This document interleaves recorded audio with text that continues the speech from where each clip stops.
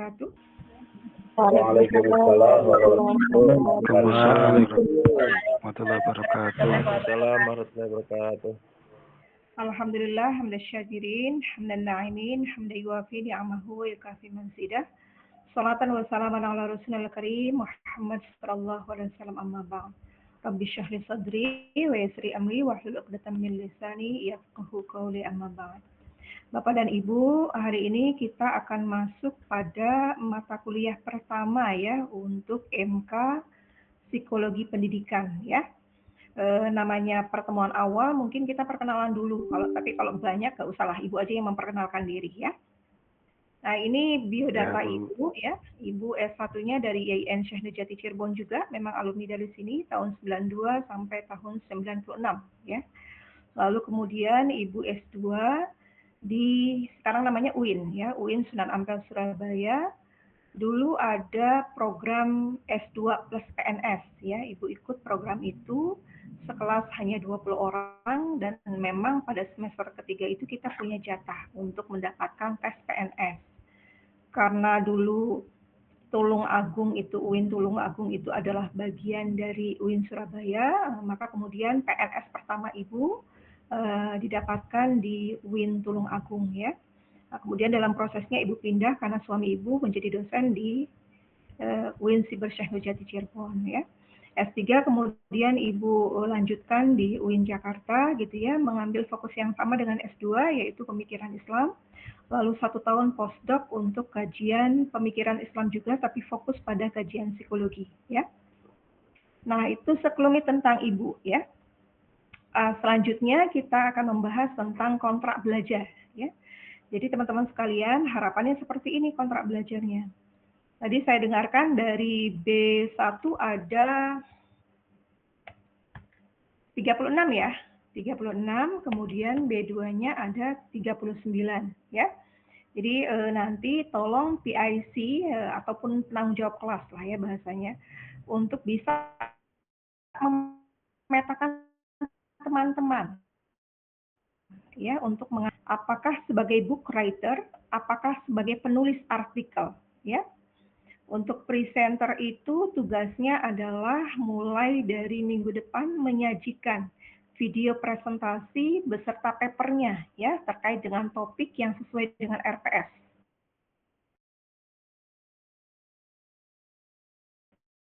Kita masuk pada topik.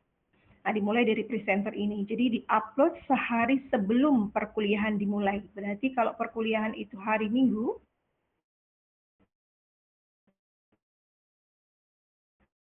tim presenter sudah harus diingatkan upload ya, teman-teman sekalian memberikan respon, pertanyaan ataupun juga menguatkan jawaban teman. Kita berdiskusi melalui aplikasi Dame ya, melalui aplikasi Dame. Nah, presensi kehadiran teman-teman itu nanti saya akan nilai 15% ya, secara keseluruhannya ya. Lalu kemudian teman-teman juga punya tugas teman yang lain, ini 12 orang, dari setiap kelas ada 12 orang yang menjadi pembawa presentasi sesuai dengan tema yang ada dalam RPS. Lalu kalau book writer itu saya akan mengencourage teman-teman untuk menulis buku ya. Bukunya itu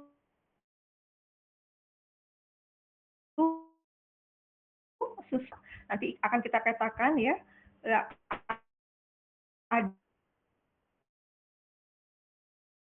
Ada UAS itu ada 16 ya, ada 16 pertemuan. Maka 7 orang itu ya, ini 7 ya. 7 mengambil hal yang ada dalam RPS itu 2 pertemuan. Ya, pertemuan pertama dan kedua, materinya apa saja nanti lihat di RPS-nya gitu ya. Kemudian dia diminta untuk membahas itu, menuliskan tokoh ini bicara apa tentang psikologi, tokoh ini berbicara apa tentang pendidikan, terus begitu lalu kemudian dia simpulkan. Nah, itu dirangkum menjadi sebuah book chapter, bab 1 dan 2. Sementara 14 orang lainnya, ya ada 14 ya, 14 orang yang lainnya itu sama, menulis buku juga, tapi dengan menggunakan perspektif Islam. Satu chapter, satu orang untuk yang 14 orang ini. Ya, jadi kalau yang 7 ini tidak terkait dengan perspektif Islam, psikologi secara umum, tapi kalau yang ini karena perspektif Islam itu tidak mudah untuk dicari, misalnya bagaimana kemudian Islam berbicara tentang psikologi, bagaimana Islam berbicara tentang pendidikan, misalnya resiliensi akademik, ya, dalam teori-teori psikologi Barat pastinya banyak kan begitu ya. Tapi kemudian bagaimana Islam berbicara tentang resiliensi, nah itu dicari oleh teman-teman yang ada 14 orang ini, ya.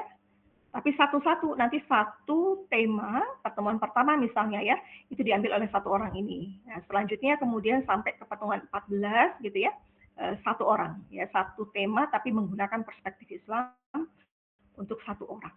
Jadi perspektif Islamnya satu orang, sementara kemudian perspektif psikologi umumnya itu satu orang dua tema. Kalau 14 yang ini, satu orang satu tema saja. Ya, karena pertemuan kita ada berapa tadi? 14 pertemuan di luar UTS dan UAS, ya. Ini juga sama ya. 7 plus 14, ya. Lalu kemudian ada 3 dari kelas B1 dan 6 dari kelas B2, cari orang yang canggih yang benar-benar mau belajar untuk menulis artikel bersama saya.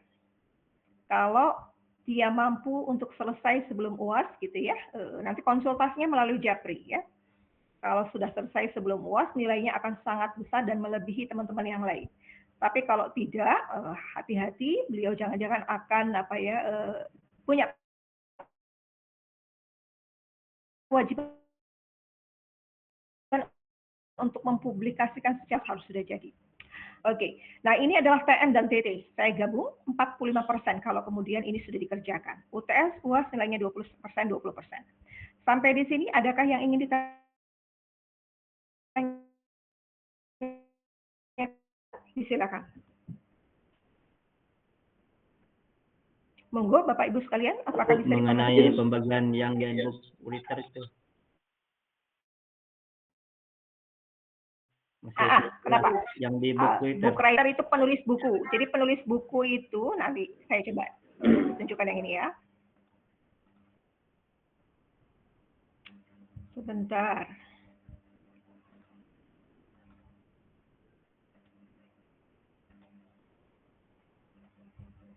Nah, ini contoh RPS-nya ya. Kelihatan RPS-nya Bapak Ibu ya. Ini belum ditandatangani sama Pak Kajur, belum saya share ya. Ini pertemuan pertama ya. Ini kedua gitu ya. Nah, sampai pertemuan 7 kan, katakanlah gitu ya. Lalu pertemuan 8-nya apa? UTS ya. Nah, kemudian pertemuan 9 sampai pertemuan 15 itu 7 lagi, ya kan? Betul ya? 7 lagi ya. Ya. Lalu kemudian UAS-nya pertemuan ke 16. Ada berapa 7 tambah 7? Iya, 14. 14 ya? Nah, 14. Maka kemudian yang ini akan di-handle oleh satu orang tapi berbicara dari perspektif Islamnya. Oke? Yang perspektif Islam itu satu orang satu kayak gini. Satu slot, satu pertemuan. Tapi bicaranya dari perspektif Islam. Oke ya? Ada 14 kan tadi ke bawah ya? Oke. Sementara yang 7 orang, umum saja ini diambil oleh kalian 2 gini. Jadi satu orang ada 2 slot yang harus ditulis. Kenapa? Karena mudah ya, searchingnya, menggali datanya mudah ketimbang menggalinya dari perspektif Islam. Nih yang 7 itu satu ginian nih, satu orang. Nah, segini 2 orang kedua gitu loh. Bisa dipahami ya? Paham, Bu. Bapak Ibu. Oke, good. Oke, kita lanjut ya. Ada lagi? Berarti membuat makalah ya? Membuat makalah ya, Bu? Tidak membuat makalah, membuat buku Mas Khairul. Menulis buku. Jadi nanti dicompiling jadi satu, dikompilasi menjadi satu, gitu ya. Disusun menjadi bab-bab dalam buku, dikasih cover, dikasih daftar isi, kan begitu ya. Lalu jadilah buku. Oke, nanti contoh bukunya saya kirim, tapi tidak ada perspektif Islamnya. Yang saya harapkan sekarang ini ada perubahan, ya. Ya, Bu. Oke, sip. Ini artikel writersnya ini B1 3 orang ya.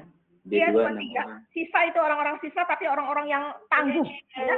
Orang yang memang biasa punya radar penelitian.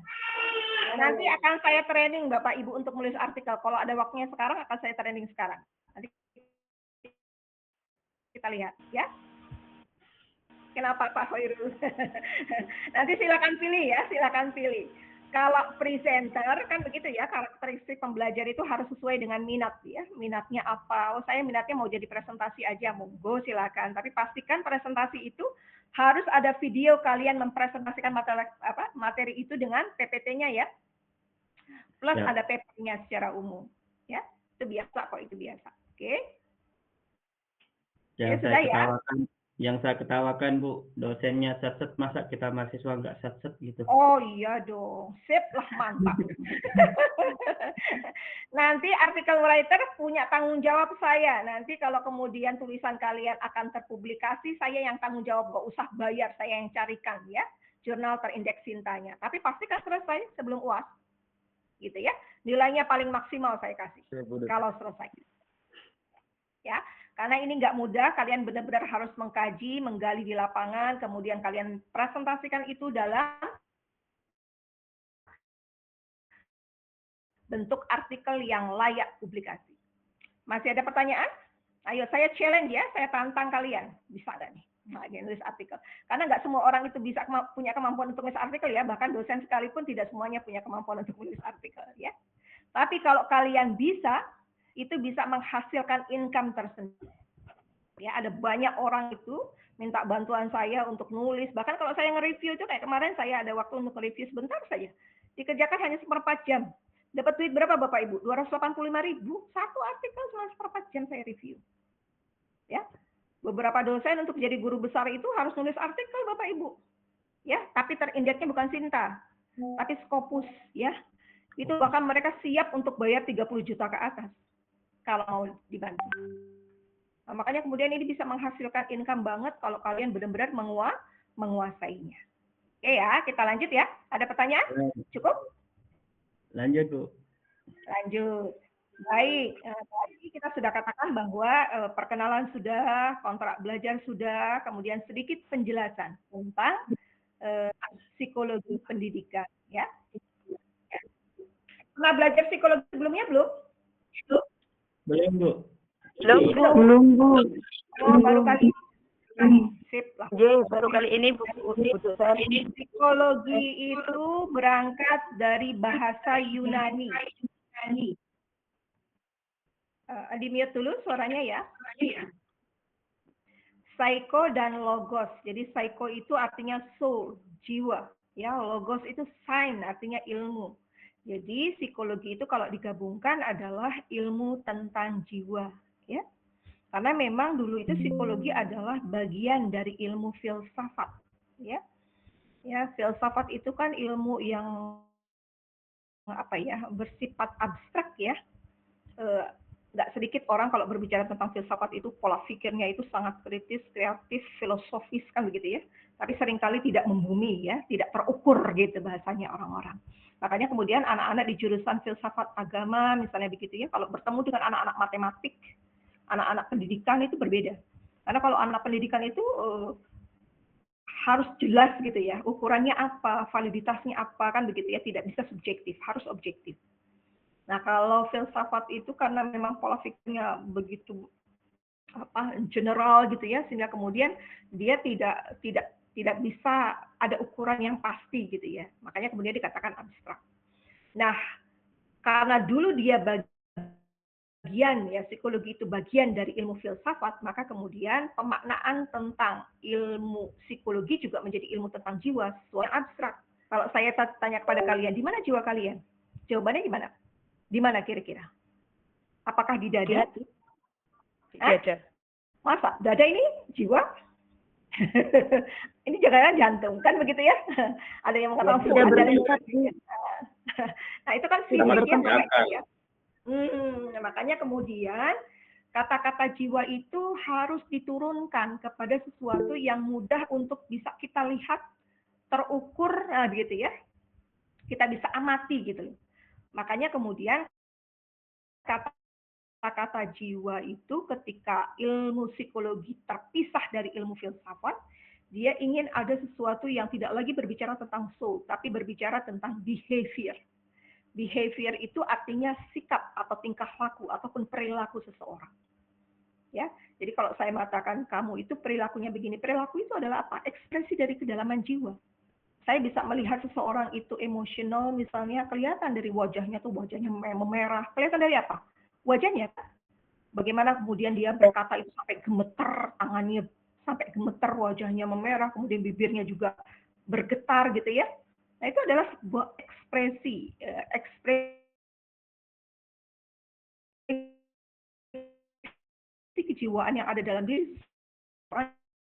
Ekspresikan melalui tingkahku yang kasat mata. Kemudian tidak lagi talking about soul, we are of living organism, ya. Jadi dia adalah studi yang ilmiah tentang tingkah laku seseorang. Ya, tingkah laku seseorang dari orang yang hidup yang itu adalah ekspresi dari kedalaman jiwanya. Jadi untuk mengukur seseorang itu seperti apa itu bisa diukur dari tingkah laku dia dari awal sampai akhir kehidupannya. Bahkan kemudian beberapa orang psikologi itu bisa melihatnya dari apa manuskrip daily activity-nya ya. Kehidupan sehari-hari untuk kemudian bisa memahami bagaimana kemudian kepribadiannya dan lain sebagainya, ya. Nah, ini namanya ilmu psikologi. Ilmu psikologi itu sangat luas Bapak Ibu, sangat besar sekali ya.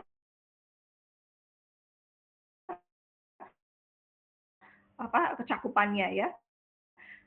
Makanya kemudian ada psikologi kepribadian, ada psikologi belajar, ada psikologi pendidikan, ada psikologi anak, ya apalagi yang Bapak Ibu pernah dengar, psikologi perkembangan, ya nggak? Psikologi agama, betul ya? Banyak ya? Nah, sekarang ini kita hanya akan fokus pada psikologi pendidikan. Jadi tidak serta-merta ketika berbicara psikologi itu pasti bicaranya tentang karakter seseorang, tidak. Bicara tentang apa kepribadian seseorang, enggak. Hal yang spesifik bicara tentang kepribadian seseorang ada namanya psikologi kepribadian. Jadi kita bisa tahu pribadi seseorang itu melalui apa misalnya. Ada yang bicara dari bintang, kan begitu ya, itu zaman dahulu kala. Ada yang dari tulisannya, kalau tulisannya tegak-tegak itu biasanya orangnya kaku, kan begitu, dan lain sebagainya. Bahkan juga dari kuku, hidung ya, hidung kalau agak ke bawah sedikit katanya suka perempuan dan lain sebagainya gitu ya. Nah itu memahami kepribadian seseorang itu dari fisik ataupun dari darah gitu ya. Orang itu kepribadian seperti apa kalau darahnya O, darahnya A dan lain sebagainya itu bisa dibaca dari situ ya. Nah, itu salah satu ukuran untuk bisa memahami kepribadian seseorang. Tapi itu adalah wilayah kajian dari psikologi kepribadian. Sementara mata kuliah kita adalah apa Bapak Ibu? Psikologi pendidikan. Ya. Nah, pendidikan itu apa? Bapak Ibu pasti sudah tahu ya. Pendidikan itu dari bahasa Yunani. Agogo artinya membimbing ya.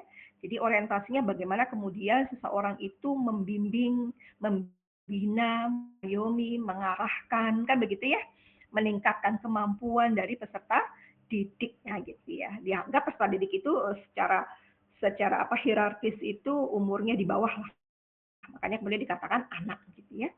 Dalam bahasa Inggris itu digunakan kata education, educate ya, mendidik.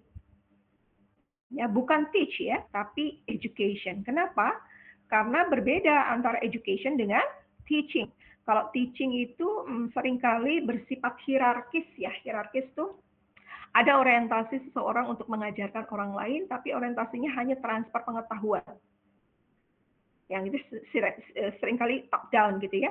Tapi kalau education itu tidak begitu. Education itu bukan hanya transfer pengetahuan dan tidak memperhatikan bagaimana kejiwaan dari seseorang, kepribadian seseorang, karakter seseorang, tidak begitu. Jadi kalau education itu ada orientasi afeksi, ya. Afeksi itu apa ya? Kita melihat bagaimana seseorang itu kita pahami perasaannya gitu ya, nah afeksinya ya, bukan sekedar knowledge-nya saja. Makanya kemudian ada yang mengatakan al-adab ilmi kan begitu ya. Untuk apa? Karena memang untuk mendidik itu tidak sekedar orang cerdas kepribadian gitu ya. Makanya dalam bahasa Arab digunakan kata apa? At-tarbiyah gitu ya. At-tarbiyah jadi mengubah sikap, tata perilaku seseorang ataupun kelompok agar apa? Agar dewasa ya melalui apa? Proses pengajaran dan pelatihan. Jadi pendidikan juga menurut Nurliani adalah perbuatan untuk memperoleh pengetahuan. Nah, ini masih knowledge juga ya. Kemudian undangkan bahwa pendidikan itu adalah usaha sadar terencana untuk mewujudkan suasana belajar dan proses pembelajaran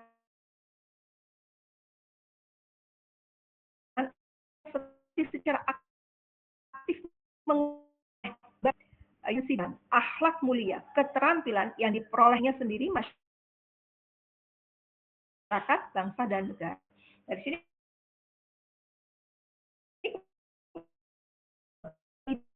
hanya pengetahuan saja yang kemudian menjadi orientasi dalamnya adalah akhlak mulia dan sikap apa? Sikap sosial, sikap spiritual. Selain orientasi pada pengetahuan dan juga keterampilan, ya.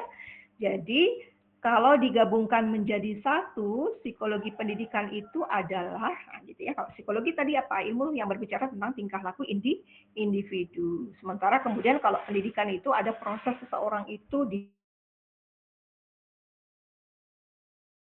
kan gitu ya, diarahkan kan ya, dididik kan begitu. Baik secara kognitif, afektif ataupun juga motorik. Itu pendidikan. Tadi sistematis. Kenapa sistematis? Karena terstruktur, nggak asal ya, ilmiah kajiannya kan begitu ya. Sudah ada tema-tema tersendiri ketika kita belajar psikologi pendidikan tentang apa? Tentang proses-proses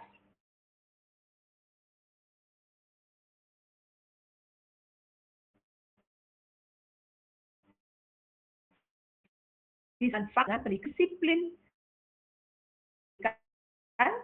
ilmu ya, akan bahwa menyelidiki masalah psikologis yang terjadi pada dunia pendidikan. Makanya nih penulis artikel harus punya kepekaan ya untuk melihat ya banyak sekali kasus-kasus yang bersifat psikologis untuk mendidik anak kan begitu ya. Kemarin tuh misalnya kalau kita punya radar penelitian tuh misalnya ada anak kecil namanya Ara, pernah tahu ya di YouTube ya yang lagi rame sekarang ya. Bagaimana Ara itu punya kecerdasan yang melampaui usianya. Tanamkan pada anak itu kan begitu ya. Apakah memang sudah sesuai dengan tahapan perkembangan kognitif anak atau belum kan begitu. Nah, itu menjadi menarik itu untuk kemudian diteliti. Jadi kalau udah mau meneliti ini pasti harus punya radar masalah apa yang harus kita gali. Nah, gitu ya. Nah, psikologi pendidikan juga menurut Reynolds dan Miller ya adalah studi tentang individu yang belajar, pembelajaran, dan pengajaran. Ada pengajaran ya karena orientasinya juga ada kognitif, tapi dalam juga bukan hanya kognitif, tapi juga ada afektif dan psikomotorik ya. Jadi kalau kita summarize, kita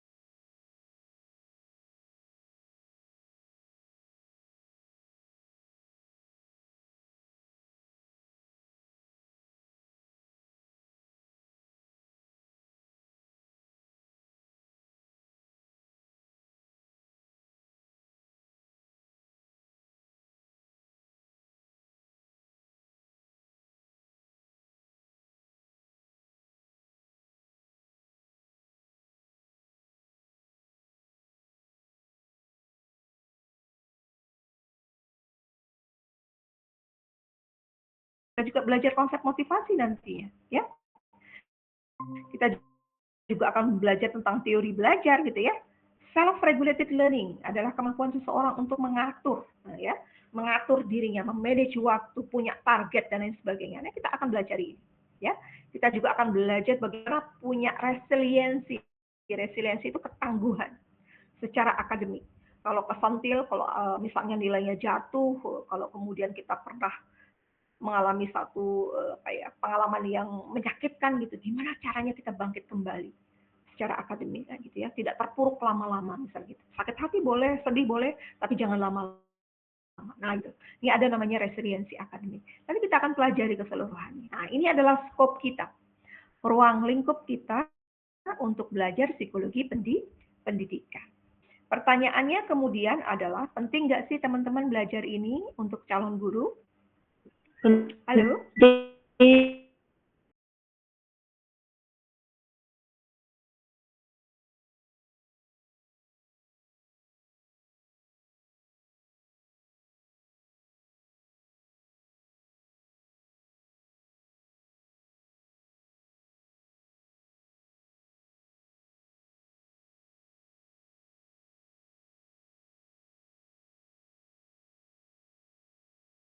Masalah terhadap anak yang mempunyai masalah-masalah tentang tingkah laku yang tidak baik. Pak Ilham di mute dulu suaranya, mantul kayaknya. Oke, tadi Bu Supi apa? Agar anak-anak gimana Bu Supi? Agar bisa memecahkan masalah terhadap anak-anak yang mempunyai masalah psikologi yang menyimpang atau tidak baik. Oke, good. Jadi bukan kita yang memecahkan ya, kita coba untuk menawarkan alternatif solusi ya, karena memang pendidik itu juga konselor ya. Pernah belajar di bidang konseling? Belum, Bu. Jadi tahu tuh tentang anak itu, jadi kita pahami, oh anaknya begini, alternatifnya seperti apa, tapi nanti dia yang akan memilih ya, menyesuaikan dengan dirinya sendiri ya. Iya, Oke, Bu. Bapak dan Ibu sekalian, itu kata Bu Supi gitu. Kalau Pak Dasep gimana Pak Dasep? Biar nggak bengong Pak Dasep. Iya Bu, itu pentingnya untuk memahami sikap anak itu kan di setiap kelas itu berbeda-beda gitu. Jadi kita itu harus memahami ini seperti apa maunya, yang ini seperti apa maunya, kan seperti itu Bu. Oke, good. Termasuk juga gaya mengajar kita ya, nanti strategi mengajar ya. Iya Bu. Strategi mengajarnya jangan sesuai dengan keinginan kita saja ya, harus sesuai dengan anak-anak, level berpikirnya, tahapan perkembangannya ya. Iya, jadi itu tidak betul sekali Bu. dipaksakan. Baik. Good, Bapak dan Ibu sekalian. Jadi itu materi kita hari ini. Dan saya akan sedikit memaparkan tentang, perlu nggak dipaparkan tentang penulisan artikel? Perlu Bu. Boleh Bu. Apa ya? Minimal kalian punya apa ya? Punya gambaran. Apakah kalian akan mengambil artikel writer atau tidak? Ya? Sekalian nanti Bu di-share ya Bu contohnya. Ya, boleh. Siap. Ikut aja sama Pak Dasep mah ya. Jadi, how to write an article, bagaimana menulis ya. Jadi ada beberapa jenis karya ilmiah. Ada yang namanya makalah ataupun paper, ada yang namanya skripsi ataupun tesis disertasi sesuai dengan levelnya gitu ya. Ada juga yang namanya artikel. Kalau makalah dan paper itu gampang, biasanya mengambil aja dari beberapa buku. Nanti saya kasih tadi aja ya linknya ya. Link buku-buku tentang psikologi pendidikan ya, nanti akan saya share ya. Banyak sekali Bapak Ibu ya. Tinggal ambil dari beberapa buku, dikompilasi jadi satu kan begitu ya.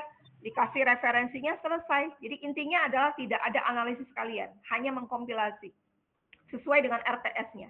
Tadi kan RTS gitu ya, ada panjang tuh ya ke kanan ya. Nah, ada sub-sub judulnya kan di situ ya, setiap topik ya. Tinggal ambil dari situ aja. Itu paper. Paper sangat mudah Bapak Ibu ya, sangat mudah. Kalau skripsi, tesis dan disertasi adalah karya ilmiah yang resmi. Biasanya sebagai persyaratan untuk selesai studi dan di dalamnya ada permasalahan yang harus digali yang kemudian kalian mencoba menggali datanya di lapangan, menyajikannya dalam karya tulis yang namanya skripsi, ya. Tapi biasanya kalau skripsi, tesis ataupun disertasi itu hanya hubungan kita dengan promotor ataupun pembimbing, gitu ya. Dipresentasikan dalam ruang ujian, lanjut kemudian disimpan di perpustakaan. Belum tentu dibaca oleh orang lain. Ya, makanya sekarang kebijakan di banyak perguruan tinggi sekarang ini tidak lagi menginginkan skripsi, tapi yang diinginkan adalah artikel. Artikel itu adalah dagingnya dari skripsi, ya, perasan dari skripsi. Di beberapa perguruan tinggi itu sekarang itu sudah mensyaratkan adanya artikel ya sebagai pengganti skripsi, dan itu harus muncul dalam jurnal terindeks Sinta. Di jurnal juga nih, rumahnya artikel itu macam-macam. Ada yang jurnal terindeks Scopus, ada yang Sinta, ada yang nggak terindeks apa-apa gitu ya, banyak banget gitu ya, banyak banget ya. Semakin berkualitas maka standar reviewnya ya, review itu apa ya, masukan-masukan saran gitu ya. Jadi kalau yang bagus jurnalnya itu kita bisa direview sampai 3 kali, kembalikan lagi, ini yang masukannya silakan diperbaiki, perbaiki lagi, terus begitu sampai kemudian kita publikasi. Itu di Scopus bisa 1 tahun lebih ya Bapak Ibu, agar terbit di jurnal terindeks Scopus. Ya. Tapi kalau ada jurnal yang tidak bayar, tidak berbayar, tidak ada review dan sebagainya, biasanya berbayar. Ya, 100, 200, 300 ribu itu yang jurnal yang ecek-ecek ya. Nggak ada review sama sekali, langsung terbit. Nah itu ya, jadi beberapa mahasiswa saya seringkali ambil proses yang pragmatis seperti itu, tapi kemudian tidak banyak ilmu yang didapat. Ya, makanya kemudian saya mensyaratkan Sinta, karena itu tangguh adalah ketika dia dikritik, mau nggak dia menerima kritik, mau nggak kemudian dia memperbaikinya. Awal-awal itu saya kaget juga ketika, wah kritiknya banyak banget itu untuk satu artikel itu. Tapi lama-kelamaan kemudian kita menjadi terbiasa, oh dimanapun pasti ada review kan begitu. Ya. Nah ini, jadi artikel itu adalah karya tulis ya, yang di dalamnya ada masalah, ada fakta, ada fenomena, ada data gitu ya. Sehingga kemudian kita publikasikan itu menggunakan bahasa-bahasa yang ilmiah dan dibaca oleh banyak orang.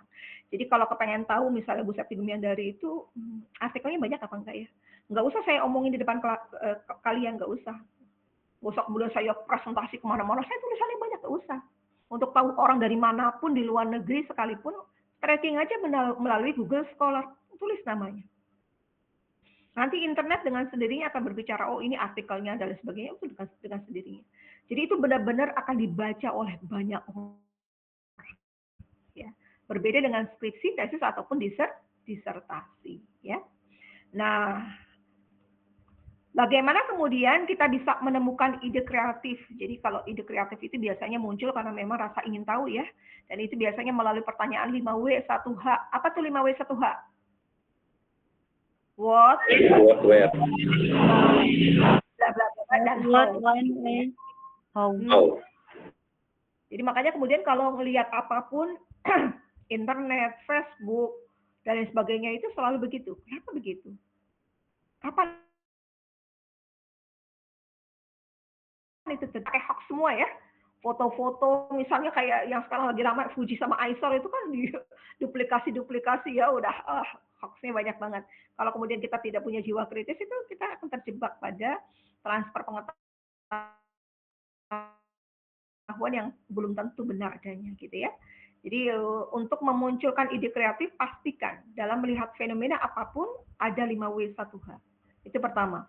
Kemudian yang kedua adalah dipastikan sikap mental kita untuk bisa mengamati situasi.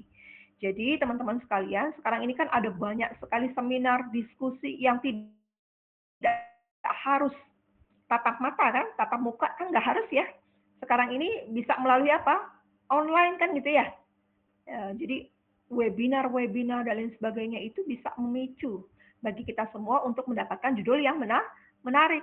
Bahkan saya itu karena saya dosen ya, jadi informasi siapa yang mendapatkan hibah penelitian, siapa yang kemudian diterima artikelnya dalam Annual International Conference of Islamic Studies misalnya begitu ya, saya lihat judul-judulnya itu. Nah, dan semakin saya baca judul itu menginspirasi saya untuk kemudian, menarik nih kalau ngambil topik ini digabungkan dengan ini ya gitu ya. Itu melalui apa? Seminar dan diskusi. Jadi ide untuk menulis topik apa seringkali bisa muncul dari judul-judul yang dipampangkan dalam seminar, ya. Ataupun kita bisa searching melalui Google, ya, Google Scholar. Biasa kan ya melihat Google Scholar ya, Bapak Ibu ya. Di Google Scholar pasti yang kita inginkan. Oh, saya lagi tertarik nih untuk membahas tentang resiliensi akademik. Coba hubungannya dengan apa resiliensi akademik? Nanti keluar tuh, ya, keluar beberapa tema, cari lagi nomor 1, nomor 2, nomor 3, terus begitu.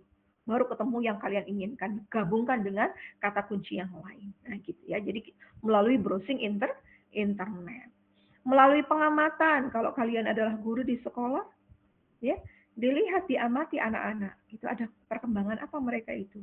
Ada perubahan apa? Kenapa berbeda dengan kakak-kakak tingkatnya, kan begitu ya? Ada misalnya generasi strawberry sekarang ini, kan begitu. Kenapa muncul generasi strawberry? Apa iya terkait dengan anak-anak didik saya itu? Indikatornya ada pada diri mereka, kan begitu ya?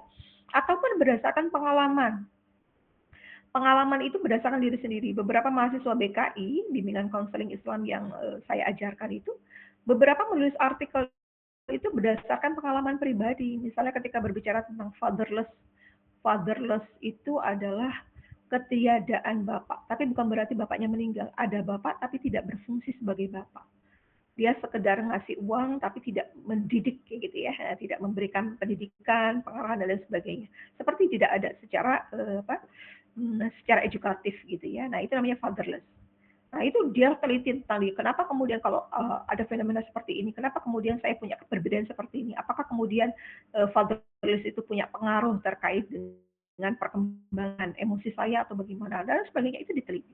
Nah, jadi sumber ide itu bisa dari manapun, termasuk dari pernyataan pemegang otoritas, ya. Pak Jokowi ngomong apa, gubernur Jabar itu sekarang itu lagi rame gitu ya. Kenapa kok berbeda dari sebelumnya? Kenapa kok lo turun ke kepemimpinan itu ternyata kemudian banyak sekali temuan-temuannya, misalnya begitu. Ada apa dengan dunia pendidikan? Kenapa kemudian sampai dana-dananya itu tidak tertransfer dengan baik? Kenapa harus ada efisiensi anggaran dan lain sebagainya? Nah, itu kan pernyataan dari pemegang otoritas yang bisa kita teliti, ya. Baik, itu jadi sumber ide bisa dari mana saja, ya. Nah, dipastikan ketika mau mengembangkan sebuah ide, pastikan itu menarik, bermanfaat gitu ya. Ada manfaatnya, jangan sampai tidak bermanfaat ya. Dan disesuaikan dengan kapasitas Anda. Apakah kalian punya kemampuan untuk menggali datanya? Bisa nggak kalian wawancara kepada orangnya? Gitu ya. Itu harus dipikirkan ya. Ada inovasi nggak? Ada sesuatu yang baru nggak? Jangan-jangan di Google Scholar sudah ada. Untuk apa kemudian kita teliti lagi? Nah, gitu ya. Nah, itu teman-teman sekalian ya. Jadi harus dipertimbangkan dari banyak hal. Nah, teknik menciptakan ide baru tentunya harus banyak konsultasi sama Ibu, nanti japri-japrian ya. Ibu akan bertanya dulu sebelum kemudian mengesahkan judul itu. Kenapa begini? Bisa tidak diceritakan? Apa kira-kira dampaknya? Berapa orang yang kamu akan wawancarai? Sudah ada nggak orangnya? Kenapa di tempat ini? Dan sebagainya Ibu akan tanya dulu. Ya. Kalau kemudian sudah jelas, baru Ibu eksekusi oke, kemudian kalian susun tujuan penelitiannya, baru kemudian kalian susun pertanyaannya untuk digali di lapangan. Nah, gitu ya. Jadi kita harus akan selalu berkomunikasi. Nah, ini sekarang praksisnya begini, ya.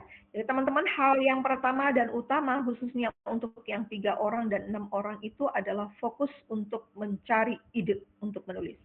Kalau sudah Ibu ACC judulnya, berangkat untuk menyusun tujuan penelitiannya. Kalau sudah tujuan penelitiannya, kemudian kalian menyusun 5 sampai 7 pertanyaan untuk tiap tujuan penelitian. Lalu kalian gali datanya di lapangan. Gali data itu tidak harus turun ke lapangan ya, tidak harus. Kalian bisa bikin dalam Google Form gitu ya, menggunakan media. Kemudian kalian kirim ke teman-teman di kelas untuk menjawab. Nah, gitu ya. Boleh, nggak apa-apa. Hasilnya kan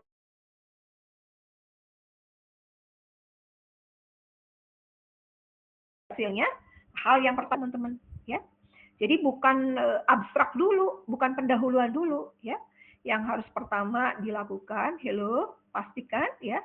Kalau yang nggak mendengar ini, pasti nanti akan nulisnya pendahuluan dulu, ya. Tidak itu. Yang pertama dan utama ditulis adalah hasil penelitiannya. Jadi data yang sudah digali di lapangan itu kalian Oh, tujuannya ada 3, maka tulis dalam hasil penelitian tujuan pertama, tujuan kedua, tujuan ketiga. Apa hasil untuk tujuan pertama? Lihat di data-data yang ada, masukkan ke dalam situ. Jelaskan oleh bahasa kalian dulu, tambahkan dengan kutipan wawancara, simpulkan. Terus begitu. Kalau hasil sudah ada dari 3 tujuan itu, gitu ya, kalian bahas. Pembahasan itu bicara tentang apa? Mendiskusikan temuan kalian dengan temuan orang lain, ya. Penelitian ini menemukan bla bla bla bla bla. Nah, gitu ya. Temuan penelitian ini memiliki kesamaan dengan, nah itu pembahasan. Jadi kalau pembahasan itu dalam bahasa Arab al-bahs ya, dalam bahasa Inggris itu discussion sendirian ya dengan karya-karya orang lain gitu ya. Jadi minimal 2 untuk setiap paragraf yang disitasi. Referensinya. Ya, menyimpulkan, pasti mengungkapkan hasil temuan dari 3 tujuan, gitu ya. Kemudian menjelaskan keterbatasan riset kalian dan kemudian rekomendasi peneliti lainnya agar melengkapi. Nah itu rentetannya ya. Jadi ketika identitas awalnya begini Bapak Ibu ya. Jadi judul ya, yang jangan panjang-panjang, 15 kata, ditulis tebal, nama penulis pertamanya kalian, keduanya Ibu, karena Ibu yang akan mereview ya gitu ya.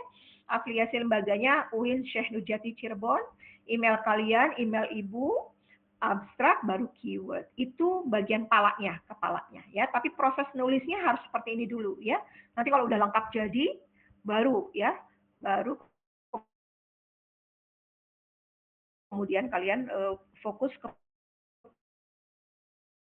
pada penulisan ini Bapak Ibu sekalian ya. Ada nama, ada afiliasi, ada email, ada abstrak. Nah, ini abstraknya kemudian kata kunci. Coba kita lihat ya. Abstraknya terdiri apa saja? 1 ya.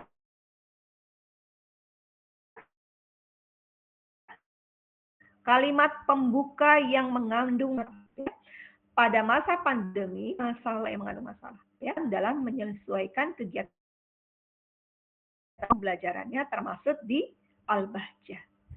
Kesulitan, nah gitu ya. Kesulitan dalam masalah gitu ya. Dan dia akan melakukan supervisi klinis gitu ya untuk mata kuliah kemarin itu manajemen ya, manajemen. Nah, kemudian yang kedua, dan ini 1 kalimat saja Bapak Ibu, 1 sampai 2 kalimat lah maksimal. Jangan panjang-panjang tapi kalimat itu mengandung masalah. Kalimat itu adalah pembuka yang kemudian menjadi pemantik kita untuk masuk kepada topik yang akan kita tuju ya. Nah, kemudian yang kedua, Bapak Ibu harus mengungkapkan tujuan penelitiannya. Tujuannya apa? Kalau tujuannya 3 diungkapkan 1, 2, 3. Ya, kalau ini hanya 1 kan begitu ya. Ini contoh saja, tapi sebetulnya dia punya banyak anak pinak di dalamnya ya. Punya anak pinak. Kemudian metode penelitiannya, apa metodenya? Menggunakan pendekatan penelitian kualitatif deskriptif. Nah, sudah ada metodenya. Hasilnya apa? Nah, ini. Ditemukan pelaksanaan supervisi klinis ini dilaksanakan pada tahapan berikut ini. 1 bla bla bla, hasilnya semua. Lalu kata kunci. Kata kunci itu adalah serapan dari semua konsep-konsep yang dibahas dalam artikel ya. Oke, selanjutnya kita masuk pada pendahuluan. Jadi pendahuluan itu isinya ada 5 hal Bapak Ibu. Yang pertama adalah pernyataan pembuka umum dan memaparkan fakta. Sementara pendahuluan itu beberapa paragraf. Jadi dieksplor, dieksplanasi lebih lanjut lagi. Misal ya, Bapak Ibu mau menulis terkait dengan peningkatan motivasi belajar siswa di sekolah A misalnya gitu ya, dengan menggunakan media privat ya, media berbasis teknologi misalnya begitu. Nah, ketika mengungkapkan dalam pendahuluan itu Bapak Ibu ungkapkan ya, karena kita ingin meningkatkan kemampuan siswa itu, dan ternyata gurunya itu punya masalah, makanya perlu untuk dikuatkan pengetahuan guru dengan media tertentu, kan begitu. Kita ungkapkan tentang guru. Guru itu adalah orang yang harusnya menjadi role modeling. Guru itu punya banyak kompetensi yang harus dikuasai, di antaranya adalah kompetensi pedagogik. Pedagogik itu adalah kemampuan seorang guru untuk menguasai kelas ya dalam belajar. Penguasaan terkait dengan kelas itu juga membutuhkan media pembelajaran. Dikasih referensi-referensinya di situ. Namun ternyata di beberapa sekolah itu ada beberapa guru yang tidak menguasai media pembelajaran. Nah, gitu. Nah, hal ini juga terjadi di sekolah yang menjadi objek penelitian saya, sekolah A misalnya. Ya, ada 3 orang guru yang sangat masih menggunakan media konvensional. Hal ini sebagaimana dikatakan oleh, jadi ada data yang kemudian menguatkan fakta itu. Jadi berbeda antara fakta dengan data. Kalau fakta itu adalah realitas yang terjadi, yang mengandung masalah yang harus kita ungkapkan. Tapi makanya perlu data. Apa? Kutipan hasil wawancara boleh, ya gitu ya. Hasil observasi kalian untuk melihat realitas juga boleh, ya. Nah, itu adalah data yang menguatkan fakta. Nah, setelah kalian ungkapkan bahwa itu terjadi juga di sekolah saya, nah ini loh datanya. Makanya kemudian perlu bagi guru itu untuk menguasai media, apalagi kemudian medianya adalah yang berbasis teknologi, yaitu privat misalnya begitu. Lalu kajian tentang privat ini sebetulnya sudah dibahas oleh banyak orang.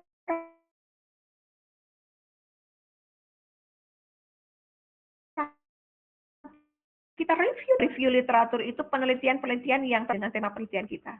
Penelitian Septi Gumiandari, tahun berapa, judulnya apa, ya, kemudian hasilnya apa, gitu. Minimal 3 ya dalam pendahuluan itu. Nah, setiap paragraf itu Bapak Ibu diungkapkan bedanya apa dengan Bapak Ibu, itu namanya review. Jadi review itu tidak hanya menceritakan penelitian orang lain yang sama dengan kita, tapi menunjukkan apa bedanya dengan penelitian kita. Nah, itu menunjukkan apa? Posisi kita di mana untuk menunjukkan novelty kebaharuannya. Ya. Oh, bedanya boleh dilihat dari tempatnya. Bedanya bisa dilihat dari kata kuncinya. Kalau dia privat itu dengan kemampuan berpikir kritis. Kalau saya terkait dengan motivasi belajar. Sama privatnya, tapi kata kuncinya, konsepnya yang disandingkan berbeda, misalnya gitu. Kemudian dari metode kalau dia menggunakan metodologi kuantitatif, masanya ya masa pandemi dengan masa normal yang berbeda ya.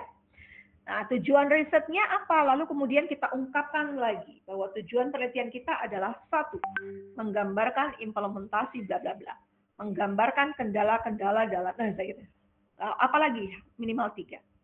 Lalu mengungkapkan hipotesis kalau ada, kalau tidak ada mengungkapkan manfaat penelitian. Ya, contohnya seperti ini ya, Bapak Ibu sekalian ya. Untuk literatur review seperti ini. Jadi gini, ya, diungkapkan seperti ini. Penelitian ini mengangkat permasalahan terkait dengan penerapan supervisi klinis di lingkungan Al-Bahjah. Ya, di antaranya adalah penelitian yang dilakukan oleh Karmanto dengan judul apa, tujuannya apa, kan begitu ya, Bapak Ibu. Lalu jangan lupa diungkapkan bedanya apa. Nah, ini bedanya apa? Walaupun demikian bisa dicermati bahwa penelitian di atas adalah penelitian yang dilakukan di tengah kondisi normal, di mana sangat jauh berbeda dan tentunya hambatannya tidak sama dengan masa pandemi. Nah, kalau penelitian orang-orang lain itu di masa normal sebelum pandemi, ini dilaksanakan pada masa COVID ya. Kalau yang penelitian saya itu di masa pandemi. Nah, bedanya bisa dari situ ya. Bisa dari situ. Lalu Bapak Ibu mengungkapkan apa lagi? Tujuan penelitiannya. Penelitian ini bertujuan untuk bla bla bla bla. Nah, kemudian harapannya apa? Melalui penelitian ini diharapkan bisa bermanfaat sebagai referensi dalam pembelajaran di tengah pandemi berjalan dengan berbagai prosedur dan bla bla bla bla. Nah, itu kedua, ya. Lalu kemudian metode penelitian. Metode penelitiannya kalian harus mengungkapkan apakah ini kualitatif ataupun kuantitatif. Kalau kualitatif jenisnya apa? Karena jenisnya kan macam-macam ya, Bapak Ibu ya. Ada yang library research, penelitian pustaka, ada yang lapangan apa deskriptif kualitatif, ada juga fenomenologi kan begitu ya, ada yang grounded research kan begitu dan lain sebagainya. Itu jenisnya ya. Lalu siapa yang nanti akan menjadi respondennya, berapa orang? Nah, itu diungkapkan dalam sumber data. Ya. Untuk teknik mengambil datanya melalui apa saja? Interview itu wawancara langsung. Kuesioner kalian bagikan melalui Google Drive ya, ada sangat setuju. Observasi pengamatan kan begitu ya. Lalu kalau udah data ini dikumpulkan, bagaimana proses analisisnya gitu ya? Nanti kita ngobrol panjang lebar ya. Kalau kemudian kalian sudah benar-benar menulis ini ya. Nah ini contohnya. Ya, ada beberapa contoh sudah saya tunjukkan di sini ya. Jadi penelitian ini menggunakan kualitatif. Kasih referensinya nih. Ini referensi ya. Anggito dan Setiawan itu adalah referensi ya. Jenisnya apa gitu ya, ini deskriptif. Lalu kemudian penelitian ini dilakukan di mana, berapa orang narasumbernya, terdiri dari siapa saja, kapan dilakukan penelitian ini. Nah ini sangat detail ya, diungkapkan sangat detail ya. Teknik pengumpulannya menggunakan apa? Analisisnya menggunakan apa? Ada 3 tuh analisisnya ya. Display data, penyajian data, penyimpulan, kesimpulan, ya, reduksi data, dan seterusnya. Nah, ini hasil penelitian. Nanti kita akan lihat contohnya ya Bapak Ibu, karena sesuai dengan tujuannya ya. Saya akan tunjukkan contohnya seperti ini. Misalnya tujuan penelitian yang pertamanya itu adalah dampak sosial kecanduan game online. Misalnya gitu ya, tujuan pertamanya. Ini Bapak Ibu jangan lupa, buat sub-sub judulnya ya, karena bicara dampak itu kan ada dampak positif ada negatif kan ya Bapak Ibu ya. Nah dampak positifnya apa? Yang buat sub-sub judul ini kalian sendiri. Berangkat dari apa? Dari semua data yang didapatkan. Oh kalau saya peta-petakan ini datanya arahnya ke sini ke sini ke sini. Jadi muncullah membentuk komunitas game. Kalian sendiri yang dapatkan judul itu berdasarkan dari data-data yang berserakan itu.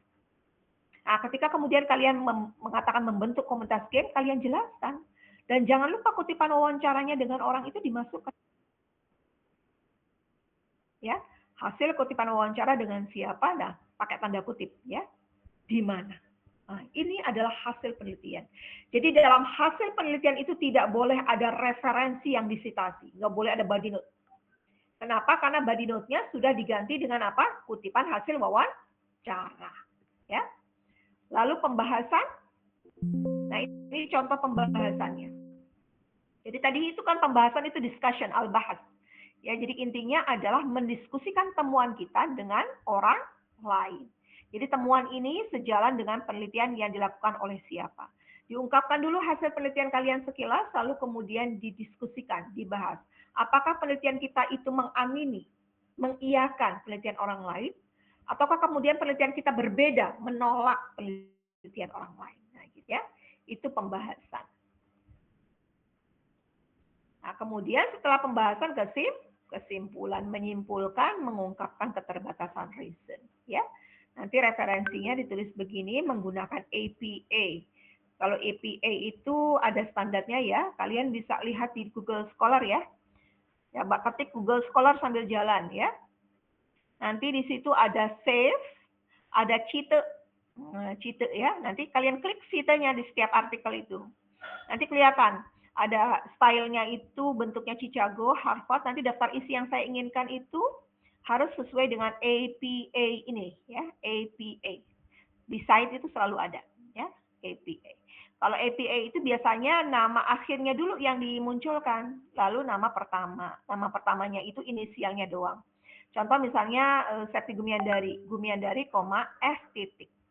Kemudian tahun dalam kurung, kemudian judulnya tidak dimiringkan. Yang dimiringkan apa? Nama jurnalnya, nomornya dimiringkan, tapi dalam kurung volumenya tidak dimiringkan. Lalu karena artikel itu dari halaman berapa hingga halaman berapa, jadi harus dipastikan bukan hanya satu halaman ya. Jadi dari halaman berapa diawali, kemudian sampai halaman berapa diakhiri artikel itu dalam sebuah jurnal. Nah, itu teman-teman sekalian. Susah enggak? Enggak ya?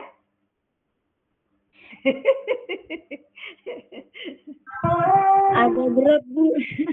Bismillah, yakin? Alhamdulillah, Bu. Nah, Tanpa kalau mau dapat pengalaman. iya, kalau mau dapat ilmu pengetahuan tuh harus apa ya? Harus jihad.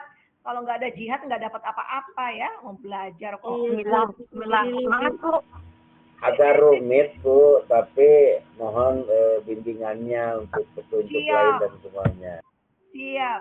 Nanti saya kasih contoh-contohnya dan kalian komunikasi. Nanti dibikin grup aja ya, WA grup baru ya. WA grup baru untuk tim penulis artikel kelas B1 sama B2 digabung. Ya, ada 9 orang berarti kan? Iya Bu, ya. Oke Bu, siap. Tapi kalau penulis buku nanti dipisah antara B1 dengan B2.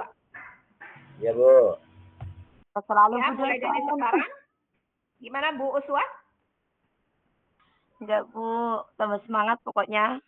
Harus semangat. Nah, ini ilmu mahal ini. Kalian kalau ikutan belajar di Pak Irwan, itu di Yogyakarta itu bayarnya sampai 7 juta. Kalau mau serius. Ya, tanyain tuh. Yes. Dosen yang menjadi guru besar itu di sana pada di training gitu untuk belajar nulis artikel seperti ini. Ya, kalian dikasih gratis. Ya, bahkan mau dipublikasikan karyanya oleh saya kalau serius. Gitu ya, Pak Dasep ya. Iya Bu, siap Bu. Kalau saya lihat Bu. Berarti nanti ya Bu materinya sama contohnya. Foto yang tadi Bu bisa di-share Bu. Siap, saya share semuanya. Tenang. Oke Bu, terima kasih banyak. Oke, adakah yang mau bertanya dulu sebelum kita tutup? Enggak Bu, tadi saya lihat Google Scholar. Nah, nama ibu tuh banyak banget Bu. Iya dong. Kamu juga harus banyak kalau ikut sama ibu. Ibu baru mulai tahun 2019 kok. Iya ya, di sini 2014 lebih banyak lagi kalau serius. Ini ada kajian Ibu tentang analisis perbandingan atas perkembangan kajian psikologi Islam di Indonesia dan Malaysia itu 2014, Bu. 2019 kalau nggak salah ya. Oh gitu. Oh, ada 2014 penelitiannya. Itu dapat ini loh, dapat 20 juta loh itu. Mantap Ibu. Wow. Ya, presentasi di Samarinda dulu ya, kemudian menjadi the best article writer ya. Dapat 20 juta pada set. Kalau mau keren Ibu. Satu artikel itu ya, Bu? Iya, satu artikel. Makanya diseriusi cukup buat ya. beli baju lebaran, Bu. Buat HR. Kalau buat baju lebaran buat yang kampung belajar dulu. Jadi kalau udah belajar segala sesuatu bisa dapatkan dengan mudah ya. Itu jangan main-main makanya belajarnya yang boleh. Luar biasa. Silakan Pak Budi. Izin bertanya. Bismillahirrahmanirrahim. Assalamualaikum warahmatullahi wabarakatuh. Waalaikumsalam warahmatullahi wabarakatuh. Saya dari kelas B1 Bu. Ini kosma saya pada Sep. Jadi ini yang saya tanyakan ini teknisnya lah, teknis pembuatan ini artikel ini. Dari awal kita kan menentukan judul kan, otomatis kita menentukan judul. Jadi judul itu mana sih yang lebih kita utamakan, ini menemukan masalahnya baru kita buat judulnya, atau judulnya itu kita buat baru kita mengkaji masalah yang ada. Karena kenapa kita kesulitan dari hari ini? Karena perlu dipertimbangkan referensi-referensi yang kita pakai itu. Karena Pak Muhammad Al-Tarsya di kan mute dulu. Pak Angelani. Suaranya di mute. Ya. Muhammad tuh ya, Muhammad Al-Tarsya ya. Ya. Oke. Masih ada? Ya, karena kan kita pertimbangkan juga kan mengenai buku referensi yang kita pakai jadi kutipan di dalam artikel ini kan. Katanya Pak dosen Dr. Angelani kemarin itu 5 tahun. Sebelum 5 tahun ke bawah itu referensi kita pakai. Nah, itu kita pertimbangkan. Jadi penelitian ini kan ada istilahnya kita menggali, mengembangkan teori yang sudah ada, dan juga ada juga yang hal baru yang kita temukan. Ini ibaratnya kita merambat jalan yang masih banyak ilalang, itu yang kita buka jalan itu. Itu yang membuat kita kendala kan. Nah, kemudian yang selanjutnya mengenai penelitian ini kan, ini penelitian ya artikel ini Bung. Iya, penelitian betul. Kita penelitian ya. Jadinya kalau kita penelitian itu kan intinya adalah menjawab hipotesis itu kan, dugaan bahwa benar ini misalkan anak itu berprestasi, benar enggak dia berprestasi gitu kan? Apakah dari segi prestasi itu didongkrak dengan orang tuanya, lingkungan, ataupun keluarga ataupun guru-gurunya. Nah itu kan. Nah jadi untuk menjawab hipotesis itu sempat saya baca-baca itu kemarin, ada salah satunya yang menjawab hipotesis itu adalah penelitian terdahulu. Apa istilahnya itu penelitian terdahulu? Kemarin saya baca-baca itu ada yang untuk menjawab hipotesis dugaan bahwa bahwa dia berprestasi itu ada penelitian yang terdahulu. Nah itu penelitian dahulu itu memperkuat jawaban bahwa dia itu benar-benar prestasinya itu melalui berdasarkan 3 elemen tadi. Nah seperti itu. Nah itu dari kesulitan kita ke sana. Pada intinya sekarang ini judul itu apakah kita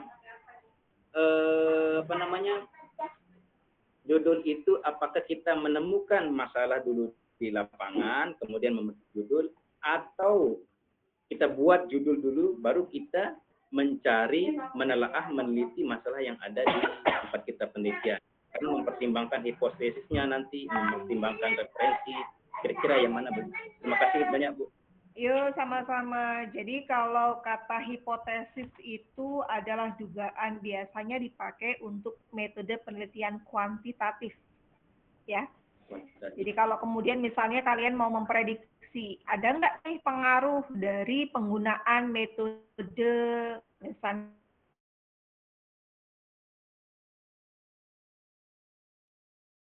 ya, dilakukan hipotesa. Kalau menurut saya ada pengaruh ini, pasti nanti siswa akan aktif kan begitu. Itu prediksi. Ya, prediksi ataupun hipotesa. Dan itu biasanya dikuatkan juga dengan teori-teori, ya, gitu ya, teori-teori lain. Jadi kalau penelitian kuantitatif itu basisnya adalah teori, kemudian dari teori itu kita breakdown menjadi beberapa instrumen pertanyaan. Dari instrumen pertanyaan itu kemudian kita sajikan kepada objek yang akan kita teliti. Nah, dari situ kemudian kita analisis dengan data kuantitatif, keluarlah angka. Kuantitatif, karena kuantitatif itu berdasarkan angka, apakah hipotesa kita itu benar ataupun tidak, gitu loh. Positif ataupun tidak. Kalau positif terdapat pengaruh. Kalau tidak positif, tidak terdapat pengaruh. Nah gitu. Itu kalau kuantitatif, Mas. Nah, karena kalau kuantitatif itu teorinya udah ada, gitu tuh. Teorinya udah ada, gitu ya. Lalu kemudian kita mau menguji teori itu dengan implementasinya di lapangan, gitu tuh ya.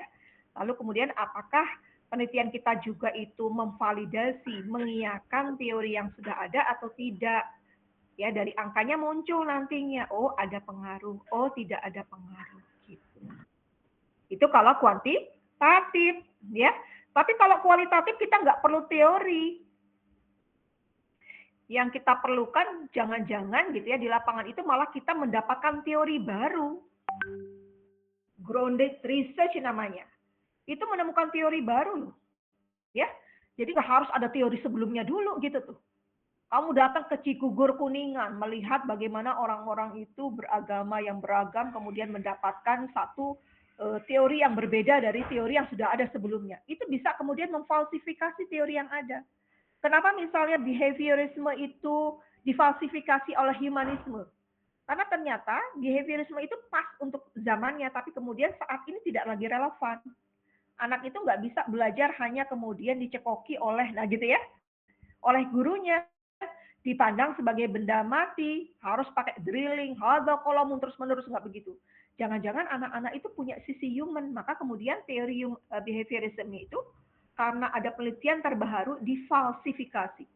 Ya, dikritik gitu loh. Lahirlah teori baru, terus begitu.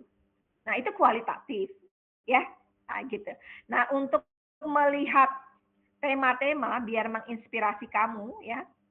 Ini penelitian mahasiswa saya, Mas. Kelihatan nggak teman-teman? Kelihatan ya? Ini mahasiswa pasca. Kelihatan. Ya. Tuh.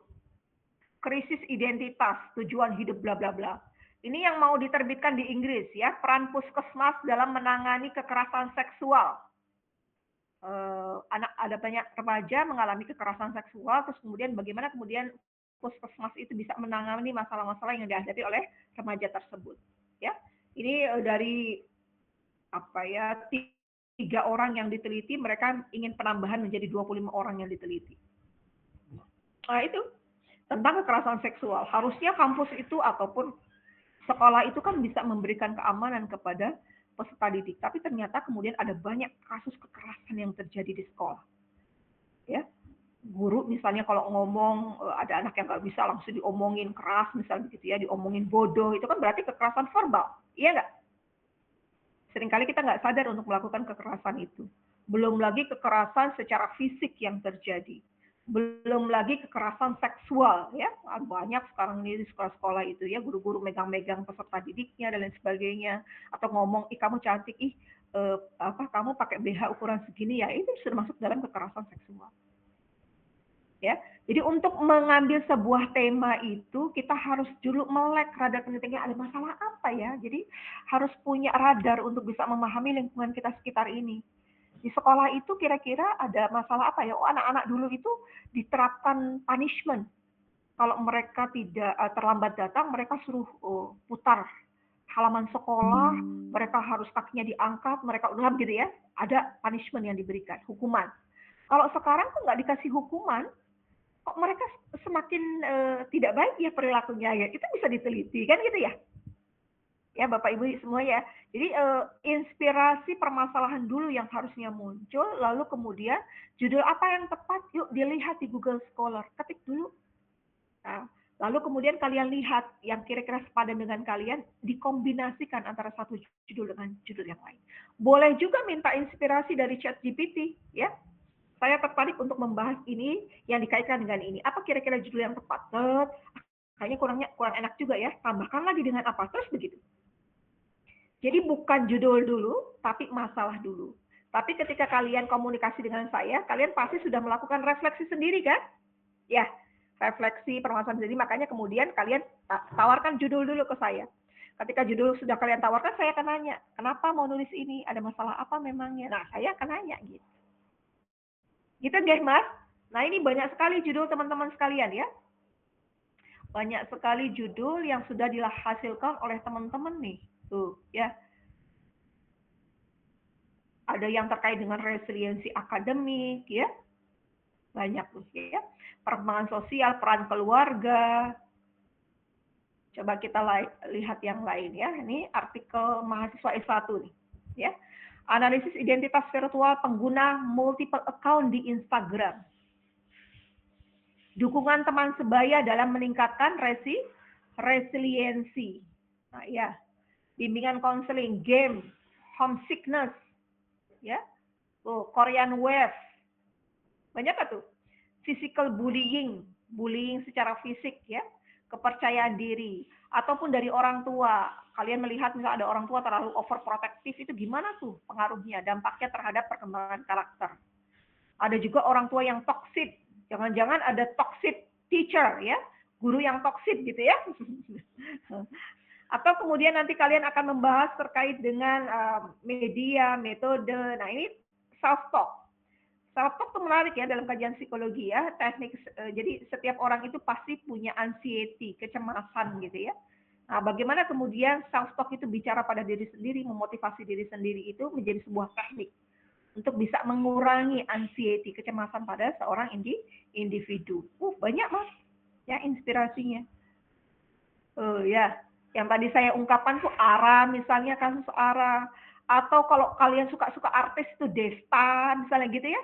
Psikologi apa tuh kan begitu ya, muncul seperti itu. Kenapa kemudian mereka lebih menjaga citra diri ketimbang kemudian mengamankan psikologi anak kan begitu ya. Itu kan juga terkait dengan psikologi pendidikan. Bagaimana orang tua kemudian ternyata punya masalah dengan dirinya sendiri kan gitu ya. Tuh ada Islamic hypnoparenting dan lain sebagainya, banyak banget tuh ya. Nah, ini semua tidak akan kita dapatkan kalau kita tidak googling. Ya Pak Budi ya, googling dulu. Harus googling, cari inspirasi, ada masalah apa yang menarik nih ya. Biar kemudian penelitian kita punya impact. Ya, punya apa? Dampak gitu loh bagi sekitar kita. Ya. Beberapa mahasiswa saya misalnya terkait dengan lembaga, ya kan sekarang menjadi UIN Siber kan begitu ya. UIN Siber Syekh Nurjati baru tahun 2024. Ayo neliti tentang itu. Tentang apa? Kesiapan. Berapa persentase dosen yang sudah siap? Iya nggak pada Sep? Atau kesiapan mahasiswanya? Ya, nah itu juga sudah menjadi ini kan. Penggunaan aplikasinya. Bagaimana nih pengelola program PJJ PAI? Kok belum siap-siap, harusnya dari minggu kemarin sudah siap, sekarang masih gublak, damelnya masih belum siap kan begitu ya. Nah itu juga kan bisa menjadi pertanyaan bagi kita semua tentang kesiapan kita semua dalam menyongsong transformasi kelembagaan. Ya, banyak banget lah penelitiannya Pak, kalau mau dicari-cari ya Pak Budi, nanti ayo kalau tertarik nulis menjadi penulis artikel, nanti konsultasi banyak melalui Japri kepada saya. Siap, B1 siap ya Bu. Oke. Jadi saya challenge ya, ingat harus serius untuk menulis artikel. Harus ya. Silakan dari sekarang didata, kalau sudah didata, invite Ibu masukkan dalam WA group tersendiri untuk menulis artikel. Kalau penulis artikel digabung menjadi satu, ya, digabung menjadi satu kelas B1 dengan B2. Tapi kalau penulis buku sendiri-sendiri. Kalau paper nggak usah pakai grup, ya, nggak usah pakai grup. Ya, gimana Bu Dwi? Mohon izin Bu, izin bertanya, dari tadi habis di jalan. Ini yang artikel itu ada batas orangnya apa gimana Bu? Tadi 3 sama 6. Oh siap. Mohon RPS-nya Bu, biar cepat kami bagi kelompoknya. Ya bagi-bagi dan apa Pak Khairul? Mohon untuk RPS-nya agar dikirim biar cepat kita bagi siapa yang artikel, siapa yang kita nanti. Siap. Oke. Itu saja ya pertemuan kita ya. Masak yuk tuh, suruh masak tuh ya. Oke, kita foto dulu ya teman-teman ya. Nah, dulu. Ya, difotonya semuanya. Ya Bu dosen. Open kamera, B1 semuanya. B1, B2 juga ada kan? Ada jambu banyak. Foto nanti B2 ada semua. Sip. Pada Sip? Wah, Ibu. Kasep. Ininya, profilnya yang kasep dong.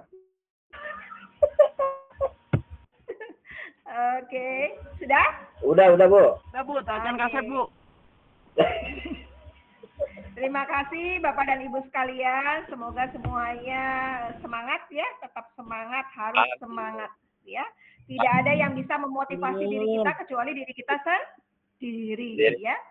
Nah, mohon maaf. Semoga berkah pembelajaran kita. Wallahu muwaffiq ila aqwamit thoriq. Amin. Warahmatullahi wabarakatuh.